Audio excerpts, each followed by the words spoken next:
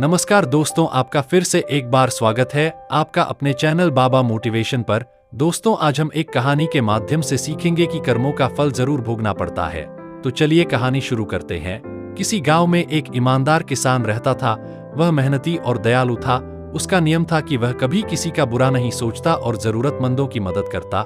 एक दिन गांव में एक बूढ़ा साधु आया। साधु ने किसान से कहा, तुम्हारे कर्म बहुत अच्छे हैं, तुम्हें इसका फल मिलेगा। किसान ने मुस्कुराकर कहा, मुझे सिर्फ अपने कर्मों पर विश्वास है, जो कुछ भी मिलेगा वो भगवान की इच्छा होगी। साधु ने उसकी बात सुनकर आशीर्वाद दिया और वहां से चला गया। कुछ समय बाद किसान के खेत में ऐसी फसल हुई जो पूरे गांव में सबसे अच्छी थी। किसान ने सोचा, यह मेरे कर्मों का फल है, पर मैं इस फसल का उपयोग केवल अपने लिए नहीं करूंगा, मैं इसे सबके साथ बांटूंगा। दूसरी ओर लालची व्यापारी, उसी गांव में एक लालची व्यापारी भी रहता था। वह हमेशा अपने फायदे के लिए दूसरों का नुकसान करता। उसने किसान की फसल देखकर सोचा, मुझे किसी भी तरह इस फसल को हथियाना होगा।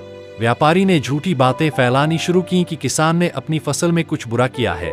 वह गांव के कुछ लोगों को अपने साथ मिलाकर किसान के खिलाफ हो गया। कर्मों का परिणाम, कुछ दिनों बाद व्यापारी की सारी संपत्ति नष्ट हो गई। उसका गोदाम आग में जल गया। लोग कहने लगे, यह उसके बुरे कर्मों का फल है। वहीं किसान की ईमानदारी और दयालुता के कारण लोग उसके और भी करीब आ गए। साधु ने फिर गांव आकर कहा, देखा बेटा, कर्म कभी बेकार नहीं जाते। बुरे कर्म का बुरा और अच्छे कर्म का अच्छा परिणाम मिलता है। किसान ने हाथ जोड़कर कहा, यह सच है, हमें हमेशा अच्छे कर्म करते रहना चाहिए, क्योंकि यही हमारी असली पहचान है।